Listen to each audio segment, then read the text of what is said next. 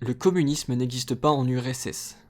Texte d'Emma Goldman que je compte lire ce soir avant de partir chez Algéro Rouge à 20h pour faire le teasing de la lecture de Vivre ma vie, qui est l'autobiographie de Emma Goldman, donc une révolutionnaire d'origine lituano-russe, lituano-polonaise, russe, je sais plus exactement, on verra ça, qui a émigré aux États-Unis à la période où l'anarchisme était très commençait à faire flipper les bourgeois, la bourgeoisie plutôt, puis a migré en Russie, plutôt a été exilé en Russie à l'époque de manière honteuse, mais en 1918, 19, je sais plus, quelques années après la révolution, la dernière révolution russe, et elle a pu vivre elle-même la révolution russe sur place, puisqu'elle y a participé du coup d'une certaine manière. Elle a participé au musée de la Révolution d'ailleurs. Et c'était une grande militante. Elle, son truc, c'était plutôt les conférences. Elle faisait beaucoup de conférences, de discours publics. C'était pas une théoricienne tant que ça, selon moi. C'était plus une, on va dire, propagandiste vulgairement, mais plutôt une communicante, si je puis dire, de manière macroniste. Voilà. Donc, cette brochure a été écrite en 1935, donc un an après la révolution russe de Volyn, qu'on a lu sur Twitch, ici même, hein, qui est aussi critique de la révolution russe, évidemment, et qui sont évidemment en rediffusion YouTube. On va lire ça ensemble. Le communisme n'existe pas en URSS. Bolchevisme égale communisme, j'en dis une praticienne. Ouais, si tu veux. Égale communisme. Le mot communisme est maintenant sur toutes les lèvres. Certaines en parlent avec l'enthousiasme exagéré des néophytes. D'autres le craignent et le condamnent comme une menace sociale. Mais je suis presque sûr que ni ses admiratrices, la grande majorité d'entre elles, ni celles qui le dénoncent, n'ont une idée très claire de ce qu'est vraiment le communisme à la sauce bolchevique. Si l'on veut en donner une définition très large, le communisme représente un idéal d'égalité et de fraternité humaine. Il considère l'exploitation de l'être humain par l'être humain, comme la source de tout esclavage et de toute oppression. L'inégalité économique conduit à l'injustice sociale et est ennemi du progrès moral et intellectuel. Le communisme vise à créer une société où les classes seront abolies, où seront instaurées la propriété commune des moyens de production et de distribution. L'être humain ne pourra jouir de la liberté, de la paix et du bien-être, et peut-être même jouir tout court, que dans une communauté sans classe et solidaire. Oh, tu m'appelles... Non mais t'inquiète, y a aucun problème à m'interrompre. T'inquiète. Faut pas avoir peur de m'interrompre pour poser des questions, même faire des blagues ou quoi, y a aucun problème. On est sur Anartube, hein, on n'est pas sur Palingénésique Tube. Mon objectif initial en écrivant cet article était de comparer l'idéal communisme avec la façon dont il est appliqué en URSS, mais je me suis rendu compte qu'il s'agissait d'une tâche impossible. En réalité, le communisme n'existe pas en Russie. Pas un seul principe communiste, pas un seul élément de ses enseignements n'est appliqué par le parti communiste dans ce pays. Aux yeux de certains N, ma position semblera totalement absurde. D'autres pensons que j'exagère grossièrement. Cependant, je suis sûr qu'un examen objectif de la situation russe actuelle convaincra le lectrice honnête que je dis la vérité. Intéressons-nous d'abord à l'idée fondamentale qui sous-tend le prétendu communisme des bolcheviques. Leur idéologie ouvertement centraliste, autoritaire, est fondée presque exclusivement sur la coercition et la violence étatique. J'aime comment il y a du punk trans par derrière, du punk hardcore trans, anarcho-trans derrière, c'est cool. La coercition et la violence étatique. Loin d'être fondée sur la libre association, il s'agit d'un communisme étatique obligatoire. On doit garder cela en mémoire si l'on veut comprendre la méthode utilisée par l'État soviétique pour appliquer ses projets et leur donner un petit air communiste, entre guillemets. Nationalisation ou socialisation. La première condition pour que se réalise le communisme, est la socialisation des terres, des outils de production et de la distribution. On socialise la terre et les machines pour qu'elles soient utilisées par des individus ou des groupes. Et vous savez comme on adore ici les individus sur cette chaîne, en fonction de leurs besoins. En Russie, la terre et les moyens de production ne sont pas socialisés mais nationalisés. Le terme de nationalisation est trompeur, car ce mot n'a aucun contenu. En réalité, la richesse nationale n'existe pas. La nation, entre guillemets, est une entité trop abstraite pour posséder, entre guillemets, quoi que ce soit. Soit la propriété est individuelle, soit elle est partagée par un groupe d'individus. elle repose toujours sur une réalité quantitativement définissable. N'hésitez pas à me couper si ça devient compliqué par moment. Lorsqu'un bien n'appartient ni à un individu, ni à une individu, ni à un groupe, il est ou nationalisé ou socialisé. S'il est nationalisé, il appartient à l'État. En clair, le gouvernement en a le contrôle et peut en disposer selon son bon plaisir. Mais si un bien est socialisé, chaque individu y a librement accès et peut l'utiliser sans l'ingérence de qui que ce soit. En Russie, ni la terre, ni la production, ni la distribution ne sont socialisées. Tout est nationalisé et appartient au gouvernement, exactement comme la poste aux États-Unis ou les chemins de fer en Allemagne ou dans d'autres pays européens. Ce statut n'a absolument rien de communiste. La structure économique de l'URSS n'est pas plus communiste que la terre ou les moyens de production. Toutes les sources d'existence sont la propriété du gouvernement central. Celui-ci dispose du monopole absolu du commerce extérieur. Les imprimeries lui appartiennent. Chaque livre, chaque feuille de papier imprimé est une publication officielle. En clair, le pays et tout ce qu'il contient sont la propriété de l'État, comme cela se passait auparavant au temps des tsars. Les quelques biens qui ne sont pas nationalisés, comme certaines vieilles maisons délabrées à Moscou, par exemple, ou de petits magasins miteux disposant d'un misérable stock de cosmétiques, sont uniquement tolérés. À tout moment, le gouvernement peut exercer son droit indiscuté à s'en saisir par simple décret. Une telle situation relève du capitalisme d'État. Il serait extravagant d'y déceler quoi que ce soit de communiste. C'est ni plus ni moins qu'une reformulation de ce qui a été dit explicitement, sans aucun complexe, par les bolcheviks. Le fait de se baser sur la poste, par exemple, vous m'avez entendu, pour les gens qui sont là depuis longtemps, vous m'avez entendu faire une critique de la poste en tant qu'institution capitaliste étatique. Voilà, Lénine lui-même disait qu'il fallait s'inspirer de la poste allemande, qui était un modèle de socialisme, à suivre, quoi. Ce qui est, quand on sait la critique qu'on peut faire de la poste, qui a pour objectif de distribuer de la publicité et des factures, ça paraît assez... Enfin, c'est revendiqué par Lénine, et du coup, on comprend que c'est un capitalisme d'État. D'ailleurs, le concept de capitalisme d'État est un terme léniniste. C'est Lénine lui-même qui a proposé ce concept-là, en se basant, entre autres, sur la poste allemande de son époque, qui serait un soi-disant modèle de socialisme, mais comme la critique anarchiste vient d'être faite, actuellement, dans ce texte, ça n'est pas un modèle de communisme du tout, c'est juste l'État qui décide, etc. En fait, pour résumer, Lénine, il défend pas le système qu'il croit, en fait. Je pense que c'est lui-même, il est confus. Il a confondu le projet de communisme d'abolition des classes et de l'État et tout, avec la social-démocratie, avec l'étatisation, la nationalisation, et c'est lui-même qui s'est embrouillé, je pense, parce que j'ai envie de croire que les bolcheviks étaient sincères. J'ai envie de le croire. À l'époque, en tout cas. Aujourd'hui, plus de 100 ans après ce qu'on sait ce que ça donne, si les personnes sont sincèrement léninistes, je pense que ça craint. C'est comme ça que je vois les choses, de manière morale, et je pense que c'est aussi de l'instinct de survie, en fait. Tout simplement, parce que personnes LGBT ont été envoyés dans des camps par l'URSS, et j'ai pas envie que ça se reproduise, en fait, tout simplement. J'ai pas envie que ça se produise en France ni en Russie, et déjà que les LGBT souffrent en Russie actuellement. Je pense aussi qu'il y a encore une part de sincérité ou de naïf. Enfin, au mieux, c'est de l'extrême naïveté de se dire léniniste de nos jours. De dire, mais non, léninisme sans Lénine, ce sera bien, tu vas voir. On met qui à la place? Parce que ça reste un truc autoritaire avec un type à la tête de l'État, à la tête de la fraction. En fait, c'est un type qui est chef d'une tendance majoritaire d'un parti majoritaire au sens où les gens sont forcés de payer leur carte pour avoir un boulot, qui dirige le pays. Donc c'est un type qui dirige le pays, tout simplement. Enfin, bref. Production et consommation. On va parler de manière un peu plus économique. Attention, trigger warning, ça parle d'économie. Donc sortez le café ou les excitants. Production et consommation. Tournons maintenant vers la production et la consommation, levier de toute existence.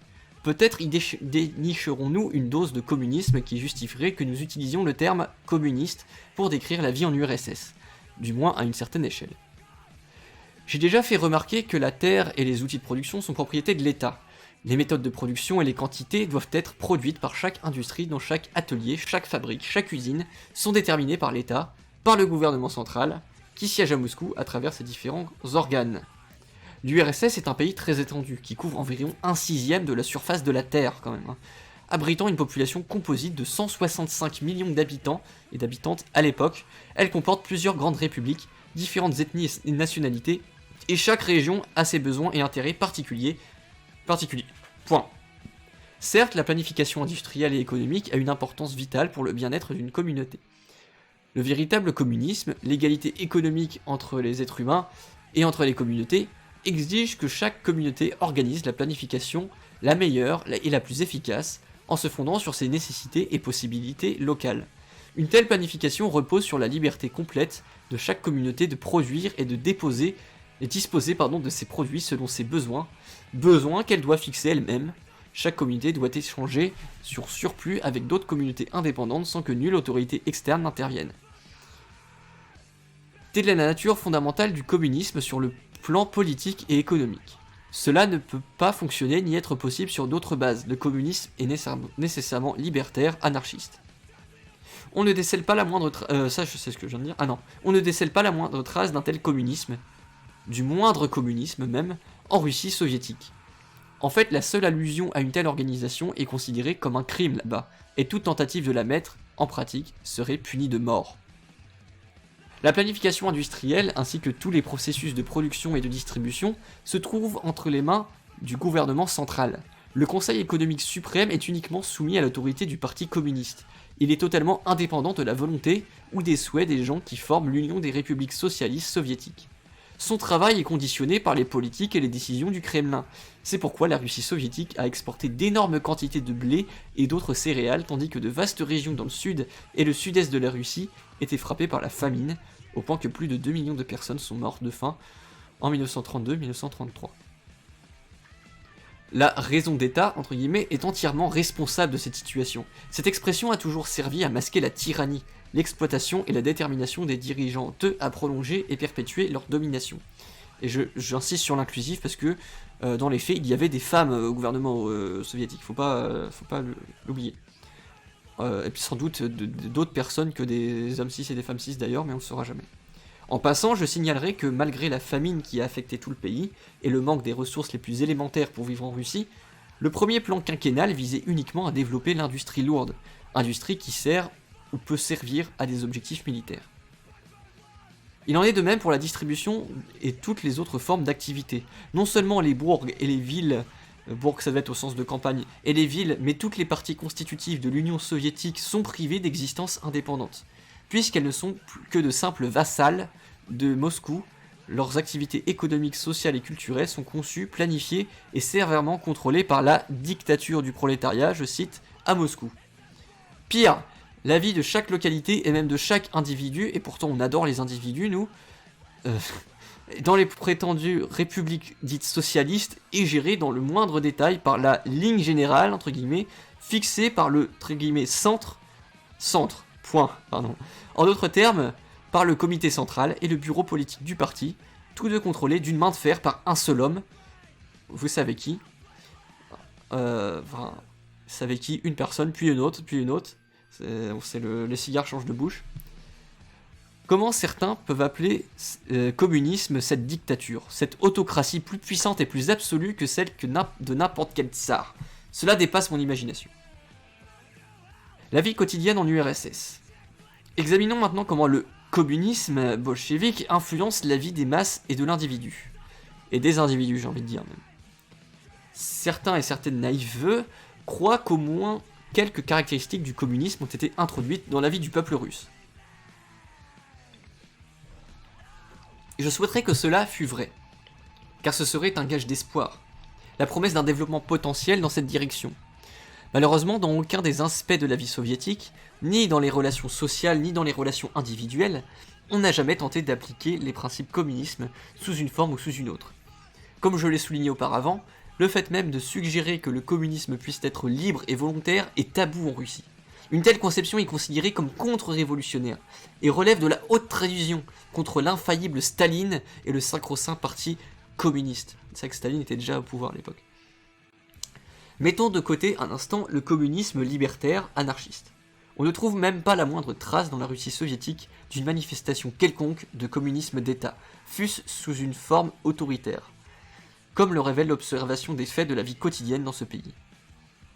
L'essence du communisme, même de type coercitif, est l'absence des classes sociales. L'introduction de l'égalité économique constitue la première étape.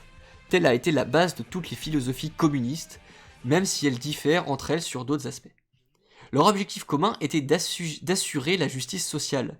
Toutes affirmaient qu'on ne pouvait parvenir à la justice sociale sans établir l'égalité économique. Même Platon, qui prévoyait l'existence de différentes catégories intellectuelles et morales dans sa République, s'était prononcé en faveur de l'égalité économique absolue, car les classes dirigeantes ne devaient pas y jouir de droits ou de privilèges plus importants que celles situées en bas de l'échelle sociale. La Russie soviétique représente le cas exactement opposé. Le bolchevisme n'a pas aboli les classes en Russie, il a seulement inversé leurs relations antérieures. En fait, il a même aggravé les divisions sociales qui existaient avant les révolutions. C'est-à-dire faire pire que le tsarisme, quand même, c'est une critique assez sévère, j'ai envie de dire. Mais sans doute méritée. Et on le verra quand on lira la biographie d'Emma Goldman. Rations et privilèges. Lorsque je suis retourné en Russie en janvier 1920, j'ai découvert d'innombrables catégories économiques, fondées sur des rations alimentaires distribuées par le gouvernement. Le marin ou la marine recevait la meilleure ration, supérieure en qualité, en quantité et en variété, à la nourriture que mangeait le reste de la population. C'était l'aristocratie de la Révolution. Sur le plan économique et social, tous considéraient qu'il appartenait aux nouvelles classes privilégiées. Le marin, ah d'accord, c'est... ok, écrit par l'inclusif, évidemment. Excusez-moi. Derrière lui venait le soldat, ou la soldate, la personne de l'armée rouge, qui recevait une ration bien moindre et moins de pain. Après, les soldats ou soldates, on trouvait la classe ouvrière travaillant dans les usines d'armement, puis l'autre partie de la classe ouvrière, les autres parties de la classe ouvrière, elles-mêmes divisées en classes ouvrières qualifiées, artisanes, manœuvres, etc. Chaque catégorie recevait un peu moins de pain, de matières grasses, de sucre, de tabac et autres produits lorsqu'il y en avait. Les membres de l'ancienne bourgeoisie, classe officiellement abolie et expropriée, appartenaient à la dernière catégorie économique et ne recevaient pratiquement rien. La plupart d'entre eux ne pouvaient avoir ni travail ni logement, et personne ne se souciait de la façon dont ils allaient survivre, sans se mettre à voler ou à rejoindre les armées contre-révolutionnaires ou les bandes de pillards d'eux. Le possesseur d'une carte rouge, membre du Parti communiste, observait une place située au-dessus de tous celles que je viens de mentionner. Il bénéficiait d'une ration spéciale pouvant manger dans la Stolovaya, la cantine du parti, et avait le droit, surtout s'il était recommandé par un responsable plus élevé, à des sous-vêtements chauds, des bottes en cuir, un manteau de fourrure et d'autres articles de valeur. Les bolcheviks les plus éminents et éminentes disposaient de leur propre restaurant, auquel les militants honteux de base n'avaient pas accès. À Smolny, qui abritait alors le quartier général du gouvernement et de Petrograd, il existait 2 restaurants, une pour les communistes les mieux placés, une autre pour les bolcheviks moins importants. Zinoviev, alors président du Soviet de Petrograd et véritable autocrate du district nord, ainsi que d'autres membres du gouvernement prenaient leurs repas chez eux, à l'Astoria, autrefois le meilleur hôtel de la ville, devenu la première maison du Soviet, où ils vivaient avec leur famille. Plus tard, je constatai une situation identique à Moscou, Kharkov, Kiev, Odessa, dans toute la Russie soviétique. Voilà ce qu'était le communisme bolchevique. Ce système eut des conséquences désastreuses. Il suscita l'insatisfaction, le ressentiment et l'hostilité dans tout le pays. Il provoqua des sabotages dans les usines et les campagnes, des grèves et des révoltes incessantes. L'homme ne vit pas que de pain, paraît-il. C'est vrai. L'être humain ne vit pas que de pain. C'est vrai, paraît-il. C'est vrai, mais il meurt, donc l'être humain, il meurt s'il n'a rien à manger. Pour l'être humain de la rue, pour les masses russes qui avaient versé leur sang en espérant libérer leur pays, le système différencié de rations symbolisait le nouveau régime. Le bolchevisme représentait pour eux un énorme mensonge. Qu'est-ce qui se passe? Non, ok. Car il n'avait pas tenu sa promesse d'instaurer la liberté. En effet, pour pour eux, mais du coup, j'ai du mal avec les accords, excusez-moi. En effet, pour eux, la liberté signifiait la justice sociale et l'égalité économique. Point. L'instinct des masses les trompe rarement. Dans ce cas, il s'avéra prophétique. Pourquoi s'étonner par conséquent que l'enthousiasme général pour la révolution se soit rapidement transformé en déception et amertume, hostilité et haine? Combien de fois des ouvrières russes se sont plaintes à moi? Cela nous est égal de travailler dur et d'avoir faim. C'est l'injustice qui nous révolte. Si un pays est pauvre, s'il y a peu de pain, alors partageons entre tous et toutes le peu qu'il y a, mais partageons de façon équitable. Actuellement, la situation est la même qu'avant la Révolution. Certains haines reçoivent beaucoup, d'autres moins, et d'autres rien du tout. L'inégalité et les privilèges créés par les bolcheviks ont rapidement eu des conséquences inévitables. Ce système a approfondi les antagonismes sociaux. Il a éloigné les masses de la Révolution, paralysé leur intérêt pour elle, étouffé leurs énergies et contribué à anéantir tous les projets révolutionnaires. Ce système inégalitaire fondé sur des privilèges s'est renforcé, perfectionné, et sévit encore aujourd'hui. La révolution russe était, au sens le plus profond, un bouleversement social. Sa tendance fondamentale était libertaire. Son but essentiel, l'égalité économique et sociale. Bien avant la révolution d'octobre-novembre 1917, le prolétariat urbain avait commencé à s'emparer des ateliers, des fabriques et des usines, pendant que la paysannerie s'expropriait les grandes propriétés et cultivait les terres en commun. Le développement continu de la révolution dans une direction communiste dépendait de l'unité des forces révolutionnaires et de l'initiative directe, créatrice des masses laborieuses. Le peuple enthousiasmé par les grands objectifs qu'il avait devant lui, il s'appliquait passionnément, énergiquement à reconstruire une nouvelle société. En effet, seuls celles qui avaient été exploitées pendant des siècles étaient capables de trouver librement le chemin vers une société nouvelle, régénérée. Là, ça rejoint un peu ce que je dis avec la subjectivité, le fait de vivre subjectivement la société, ça permet d'élaborer une critique du capitalisme. Mais les dogmes bolcheviques et l'étatisme dit communiste ont constitué un obstacle fatal aux activités créatrices du peuple. La caractéristique fondamentale de la psychologie bolchevique était sa méfiance envers les masses. Les théories marxistes, qui voulaient exclusivement concentrer le pouvoir entre les mains du parti, aboutirent rapidement à la disparition de toute collaboration entre les révolutionnaires, à l'élimination brutale et arbitraire des autres partis et mouvements politiques. La politique bolchevique aboutit à éliminer le moindre signe de mécontentement, à étouffer les critiques et les opinions indépendantes, ainsi qu'à écraser les efforts ou initiatives populaires. La centralisation de tous les moyens de production entre les mains de la dictature communiste handicapa les activités économiques et industrielles du pays. Les masses ne purent façonner la politique de la révolution, ni prendre part à l'administration de leurs propres affaires. Les syndicats étaient étatisés et se contentaient de transmettre les ordres du gouvernement. Les coopératives populaires, instruments essentiels de la solidarité active et de l'entraide entre les villes et les campagnes, ont été liquidés. Les soviets de paysannerie et d'ouvriérat vidés de leur contenu et transformés en comités de béni-oui-oui. Le gouvernement s'est mis à contrôler tous les domaines de la vie sociale. On a créé une machine bureaucratique inefficace, corrompue et brutale. En l'éloignant du peuple, la révolution s'est condamnée à mort. Et au-dessus de tous planait le redoutable glaive de la terreur bolchevique. Tel était le communisme des bolcheviks au cours des premières étapes de la révolution. Chacun sait qu'il provoqua la paralysie complète de l'industrie, de l'agriculture et des transports. C'était la période du dit communisme de guerre, de la conscription paysanne et ouvrière, de la destruction totale des villages paysans par l'artillerie bolchevique. Toutes ces mesures sociales et économiques qui aboutit à la terrible famine de 1921. Qu'est-ce qui a changé depuis 1921? Qu'en est-il aujourd'hui? Le communisme, entre guillemets, a-t-il changé de nature? Est-il véritablement différent du communisme de 1921? À mon grand regret, je suis obligé d'affirmer que, malgré toutes les décisions politiques et les mesures économiques bruyamment annoncées, le bolchevisme dit communiste est fondamentalement le même qu'en 1921. Aujourd'hui, la paysannerie dans la Russie soviétique est entièrement dépossédée de sa terre. Les sovkhozs sont des fermes gouvernementales sur lesquelles la paysannerie travaille en échange d'un salaire, exactement comme l'ouvrier et l'ouvrière dans une usine. Exactement comme fonctionne le capitalisme, comme on l'a lu dans Le Capital d'ailleurs, c'est moi qui le dis.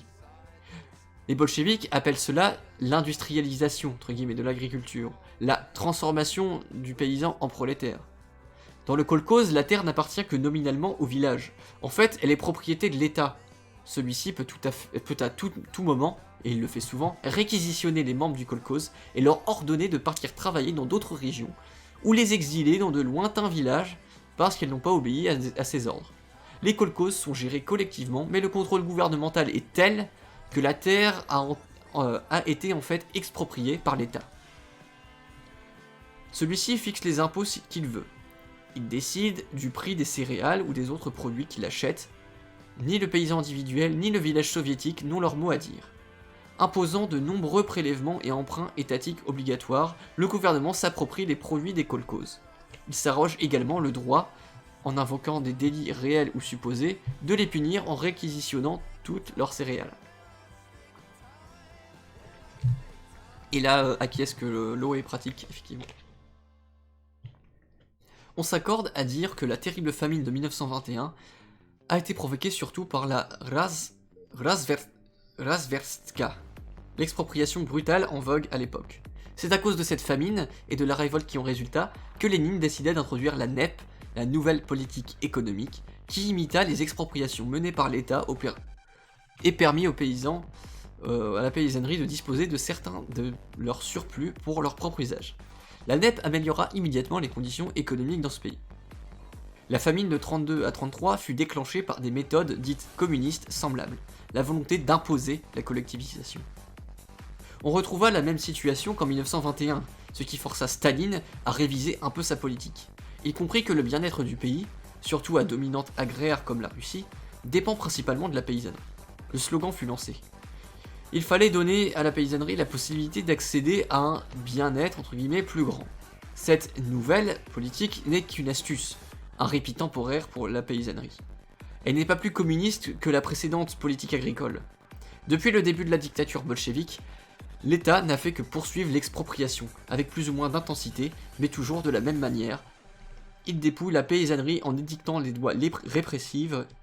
lois répressives, en employant la violence, en multipliant chicaneries et représailles, en édictant toutes sortes d'interdictions, exactement comme au pire jour du tsarisme et de la Première Guerre mondiale. La politique actuelle n'est qu'une variante du communisme de guerre, entre guillemets, de 1920 à 1921. Avec de plus en plus de guerres, de répression armée, c'est-à-dire, et de moins en moins de communisme.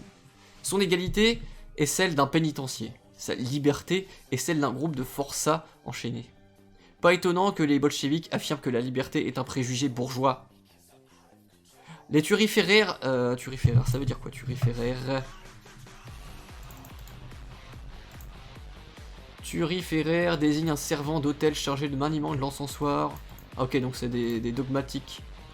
Les turiféraires, donc, de l'Union soviétique, insistent sur le fait que le communisme de guerre était justifié au début de la Révolution, à l'époque du blocus et des fronts militaires.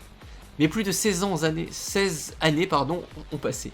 Il n'y a plus ni blocus ni combat sur les fronts, ni contre-révolution menaçante. Tous les grands États du monde ont reconnu l'URSS. Le gouvernement soviétique insiste sur sa bonne volonté envers les États bourgeois, sollicite leur coopération et commerce beaucoup avec eux. Il entretient même des relations amicales avec Mussolini et Hitler, ces fameux champions de la liberté, soi-disant, Kappa. Il aide le capitalisme à faire face à ces tempêtes économiques en achetant des millions de dollars de marchandises et en lui ouvrant de nouveaux marchés. Voici donc dans les grandes lignes ce que la Russie soviétique a accompli durant les 17 années qui ont suivi la révolution. Mais en ce qui concerne le communisme proprement dit, le gouvernement bolchevique suit exactement les mêmes politiques qu'auparavant. Attendez, la psytrance, ça va pas du tout. Kikon est upper class, botter le cul à la classe supérieure, ok. Il a effectué quelques changements politiques et économiques superficiels, mais fondamentalement il s'agit toujours d'un même État, fondé sur le même principe de violence et de coercition, et qui emploie les mêmes méthodes de terreur et de contrainte que pendant la période 1920-1921. La multiplication des classes. Il existe davantage de classes en Russie soviétique aujourd'hui qu'en 1917, et que dans la plupart des autres pays. Les bolcheviks ont créé une vaste bureaucratie soviétique qui jouit de privilèges spéciaux et d'une autorité quasiment illimitée sur les masses ouvrières et paysannes. Cette bureaucratie est elle-même commandée par une classe encore plus privilégiée de dits camarades responsables, la nouvelle aristocratie soviétique. La classe ouvrière est divisée et subdivisée en une multitude de catégories. les Udarniki, donc les troupes de choc des travailleuses, à qui l'on accorde différents privilèges, les spécialistes, entre guillemets, les artisans artisanes, les simples ouvriers R et les manœuvres point. Il y a les cellules, entre guillemets, d'usine et les comités d'usine, les pionniers et pionnières, les komsomols, les membres du parti, qui tous jouissent d'avantages matériels et d'une parcelle d'autorité. Il existe aussi la vaste classe des lichenti, les personnes privées de droits civiques, dont la plupart n'ont pas la possibilité de travailler, ni le droit de vivre dans certains endroits. Et elles sont pratiquement privées de tout moyen d'existence, le fameux entre guillemets carnet de l'époque tsariste, qui interdisait aux juifs de vivre... attendez, trigger warning, excusez-moi. Ah! Je suis agacé! Trigger warning, on parle de la Russie tsariste, donc d'un gouvernement antisémite. Donc je tiens à prévenir les personnes particulièrement sensibles à ça que ça va parler de ça, du coup. Donc le fameux carnet de l'époque tsariste qui interdisait aux juifs de vivre dans certaines régions du pays a été instauré pour toute la population grâce à la création du nouveau passeport soviétique. Au-dessus de toutes ces classes règne la GPU, institution redoutée, secrète, puissante et arbitraire, véritable gouvernement à l'intérieur du gouvernement. La GPU, à son tour, possède ses propres catégories sociales. Elle a ses forces armées, ses établissements commerciaux et industriels, ses lois et ses règlements, et dispose d'une vaste armée d'esclaves, la population pénitentiaire. Même dans les prisons et les camps... désolé pour les gens pour qui c'est difficile à entendre parler, quoi. Mais c'est une réalité qui est décrite. Même dans les prisons donc et les camps de concentration, on trouve différentes classes bénéficiant de privilèges sociaux. Elle a écrit ça avant les camps de concentration les plus connus, en fait. Donc voilà, c'est plus ou moins l'URSS qui a popularisé l'emploi de ce truc-là. En fait, c'est plutôt le tsarisme, parce que les goulags, c'est un outil tsariste qui a été repris ensuite, comme on voit par les soviétiques. Dans l'industrie règne le même genre de communisme que dans l'agriculture. Un système Taylor soviétisé fonctionne dans toute la Russie, combinant des normes de qualité très basses et le travail à la pièce. Système le plus intensif d'exploitation et de dégradation humaine, et qui suscite d'innombrables différences de salaire et de rémunération. Les paiements se font en argent, en rations, en réduction sur les charges, donc loyer, électricité, etc. Sans parler des primes et des récompenses spéciales pour les Udarniki. En clair, c'est le salariat qui fonctionne en Russie. Ai-je besoin d'ajouter qu'un système économique fondé sur le salariat ne peut avoir le moindre lien avec le communisme et en est l'antithèse absolue. Antithèse, c'est-à-dire le contraire, en fait, absolu. Une dictature de plus en plus impitoyable. Telles sont les principales caractéristiques du système soviétique actuel. Il faut faire preuve d'une naïveté impardonnable ou d'une hypocrisie encore plus inexcusable pour prétendre, comme le font les zélateuristes du bolchevisme, que le travail forcé en Russie démontre les capacités entre guillemets d'auto-organisation des masses dans le domaine de la production. Étrangement, j'ai rencontré des individus, et on adore les individus sur cette chaîne, vous le savez, apparemment intelligents en eux, qui prétendent que, grâce à de telles méthodes, les bolcheviks sont en train de construire le communisme, je cite. Apparemment, certains haines croient que construire une nouvelle société consiste à détruire brutalement, physiquement et moralement les plus hautes valeurs de l'humanité. D'autres prétendent que la route de la liberté et de la coopération passe par l'esclavage des ouvrières et l'élimination des intellectuels. Selon elle, distiller le poison de la haine et de l'envie, instaurer un système généralisé d'espionnage et de terreur, constitue la meilleure façon pour l'humanité de se préparer à l'esprit fraternel du communisme. Je suis évidemment en total désaccord avec ces conceptions. Rien n'est plus pernicieux que d'avilir...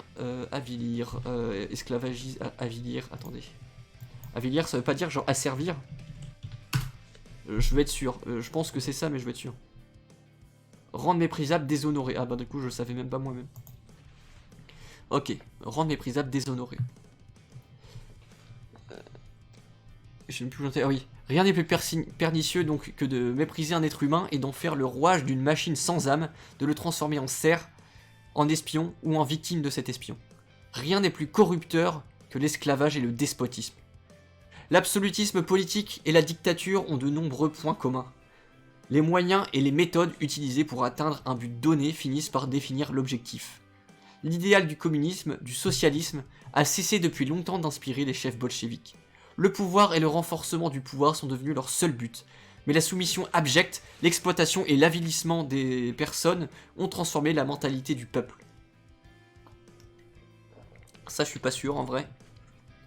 Et peut-être ouais, qu'il y a une sorte de brainwashing de masse, je sais pas comment ça marche. Je suis pas gros cerveau bac plus 12 en psychologie sociale, désolé. La nouvelle génération est le produit des principes et méthodes bolcheviques. Le résultat de 16 années de propagation d'opinion officielle, seule opinion permise dans ce pays. Ayant grandi dans un régime... D'ailleurs, je parle de bac plus 12, c'est étonnant quand même que des bac plus 12 soient capables de défendre, parce que ça existe, des bac plus 12 soient capables de défendre le léninisme, voilà, des grands intellectuels réputés qui défendent le léninisme, alors que des gens qui n'ont pas bac plus 12, qui ont un diplôme d'infirmière de l'époque, sont capables de faire cette critique-là et de comprendre que moralement c'est intenable en fait. Bref. La nouvelle génération est le produit de principes et méthodes bolcheviques. Le résultat de 16 années de propagation d'opinion officielle. Seule opinion permise dans ce pays, je l'ai déjà dit. Ayant grandi dans un régime où toutes les idées et les valeurs sont édictées et contrôlées par l'État, la jeunesse soviétique sait peu de choses sur la Russie elle-même. Et encore moins sur les autres pays. Cette jeunesse compte de nombreux fanatiques aveugles, à l'esprit étroit et intolérant. Elle est privée de toute perception morale, dépourvue de sens de la justice et du droit. À cet élément vient s'ajouter l'influence de la vaste classe des carriéristes, des arrivistes et des égoïstes éduqués dans le dogme bolchevique. Comme dit l'expression, la fin justifie les moyens. Néanmoins, il existe des exceptions dans les rangs de la jeunesse russe. Un bon nombre d'entre elles sont profondément sincères, héroïques et idéalistes. Idéaliste, c'est pas au sens pas au sens critique, c'est-à-dire pas au sens qui se base sur les idées pour produire d'autres idées. Emma Goldman, quand il dit idéaliste, c'est-à-dire qui a un idéal à obtenir en fait, qui a vraiment sincèrement envie d'atteindre un idéal. Voilà.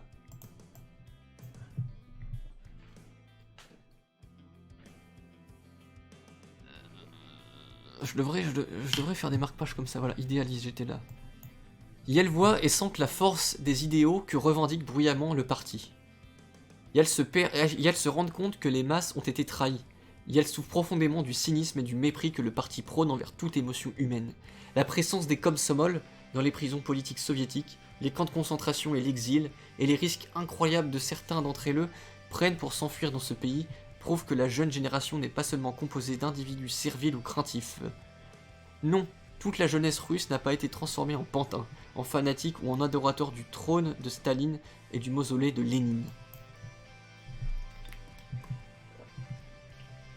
Très légère pause. Comment pourrait-on dire cerveau plus 12 léniniste, intérêt personnel et pas d'éthique peut-être? Bah oui, en gros en général quand quelqu'un te parle de léninisme sans Lénine, bah, ça veut dire avec moi à la place, et du coup il y a un intérêt personnel. Moi c'est comme ça que je le vois. Hein. J'ai l'impression de faire de la démagogie, mais en même temps ça me paraît tellement évident. Évidemment qu'il y a un intérêt personnel à vouloir créer un mouvement politique où c'est toi le chef suprême en fait. Il y a un intérêt personnel à vouloir créer un mouvement politique ultra autoritaire où il n'y a pas le chef suprême, soi-disant. C'est-à-dire où il y a moi quoi. Les gens qui veulent une société ultra autoritaire comme celle-là, bah ils veulent que ce soit LE au pouvoir, tout simplement. Il n'y a pas à se leurrer. N'hésitez pas à me couper comme ça, c'est intéressant. La dictature est devenue une nécessité absolue pour la survie du régime. Car là où règne un système de classe et l'inégalité sociale, l'État doit recourir à la force et à la répression. La brutalité d'un tel régime est toujours proportionnelle à l'amertume et au ressentiment qu'éprouvent les masses. La brutalité d'un tel régime est toujours proportionnelle à l'amertume et au ressentiment qu'éprouvent les masses. La terreur étatique est plutôt forte en Russie soviétique que dans n'importe quel pays du monde civilisé actuel, donc en 1934. Parce que Staline doit vaincre et réduire en esclavage une centaine de millions de paysans et paysanneries entêtés. C'est parce que le peuple hait le régime que le sabotage industriel est aussi développé en Russie, que les transports sont aussi désorganisés après plus de 16 années de gestion pratiquement militarisée. On ne peut expliquer autrement la terrible famine dans le sud et le sud-est, en dépit des conditions naturelles favorables, malgré les mesures les plus sévères prises pour obliger la paysannerie à semer et à récolter, et malgré l'extermination et la déportation de plus d'1 million de paysans et paysannes dans les camps de travail forcés. La dictature bolchevique incarne une forme d'absolutisme qui doit sans cesse se durcir pour survivre, qui supprime toute opinion indépendante et toute critique dans le parti, à l'intérieur même de ses cercles les plus élevés et les plus fermés. Il est significatif, par exemple, que les bolcheviks et leurs agents, stipendiés ou bénévoles, bah ça doit être le contraire de bénévole, stipendié du coup, non? Stipendié, masculin, pour une femme on dit stipendié et eux, enfin pour une femme, pour une personne qui se fait genrer au féminin, c'est lui qui est à la solde et agit pour le compte, ouais d'accord, c'est l'inverse de bénévole du coup, qui est forcé. Donc du coup on reprend, la phrase elle a commencé là, oh, excusez-moi du coup. La dictature bolchevique incarne une forme d'absolutisme qui doit sans cesse se durcir pour survivre, qui supprime toute opinion indépendante et toute critique dans le parti, à l'intérieur même de ses cercles les plus élevés et les plus fermés. Il est significatif, par exemple, que les bolcheviks et leurs agents en eux, stipendiés donc forcés ou bénévoles, ne cessent d'assurer au reste du monde que tout va bien en Russie soviétique et que la situation s'améliore constamment. Ce type de discours est aussi crédible que les propos pacifistes que tient Hitler alors qu'il accroît frénétiquement sa force militaire, prise d'otages et patriotisme. Loin de s'adoucir, la dictature est chaque jour plus impitoyable. Le dernier décret contre les prétendus contre-révolutionnaires ou les traîtres à l'État soviétique Je suis anarchiste et Voilà. je voudrais foutre en l'air toute la société capitaliste. Bienvenue Lougarnillo. Loin de s'adoucir, la dictature est chaque jour plus impitoyable. Point. Le dernier décret contre les prétendus contre-révolutionnaires ou les traîtres à l'État soviétique devrait convaincre même certains haines des plus ardentes turiféraires des miracles accomplis en Russie. Turiféraires, on a vu tout à l'heure, ça veut dire les dogmatiques, les gens qui défendent avec ferveur. Ce décret renforce les lois déjà existantes contre toute personne qui ne peut pas ou ne veut pas respecter l'infaillibilité de la Sainte Trinité, Marx, Lénine, Staline. Et les effets de ce... Vous avez vu comment ça a dérivé très vite? Well, that escalated quickly, si je puis dire. Si je peux me permettre de faire de l'humour malgré tout. Et les effets de ce décret sont encore plus drastiques et cruels contre toute personne jugée coupable. Certes, la prise d'otage n'est pas une nouveauté en Union soviétique. On l'a pratiquée déjà lorsque je suis revenu vivre pendant 2 ans en URSS. Pierre Kropotkin et Vera Finier ont protesté en vain contre cette tache noire sur l'écusson de la révolution russe. Maintenant, au bout de 17 années de domination bolchevique, le pouvoir a jugé nécessaire d'édicter un nouveau décret. Non seulement il renoue avec la pratique de la prise d'otage, mais il punit cruellement tout adulte appartenant à la famille du criminel, supposé ou réel. Voici comment le nouveau décret définit la trahison envers l'État. Début de citation, ouvrez les guillemets.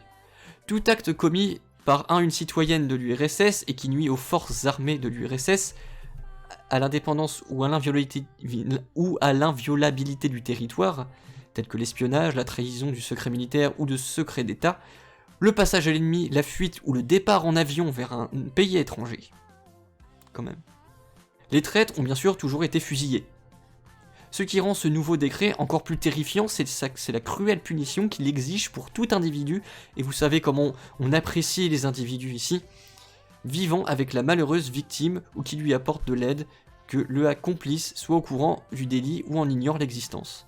Elle peut être emprisonné, exilé ou même fusillé, perdre ses droits civiques et être dépossédé de tout ce qu'elle a. En d'autres termes, ce nouveau décret institutionnalise une prime pour tous les informateuristes qui, afin de sauver leur propre peau, collaboreront avec la GPU, donc la police secrète comme on a vu, la police politique, pour se faire bien voir et dénonceront aux êtres humains, aux personnes de main de l'État russe l'infortuné parent qui a offensé les soviets. Ce nouveau décret devrait définitivement balayer tout doute subsistant encore à propos de l'existence du communisme en Russie. Ce texte juridique ne prétend même plus défendre l'internationalisme et les intérêts du prolétariat. Le vieil hymne internationaliste s'est maintenu transformé en une chanson païenne qui vante la patrie et que la presse soviétique servile encense bruyamment. Entre guillemets, début de citation, la défense de la patrie est la loi suprême de la vie. Et celui qui élève la main contre elle, qui l'a trahi, doit être éliminé. Fin de citation. Il est désormais évident que la Russie soviétique est sur le plan politique un régime de despotisme absolu, et sur le plan économique, la forme la plus grossière du capitalisme d'État.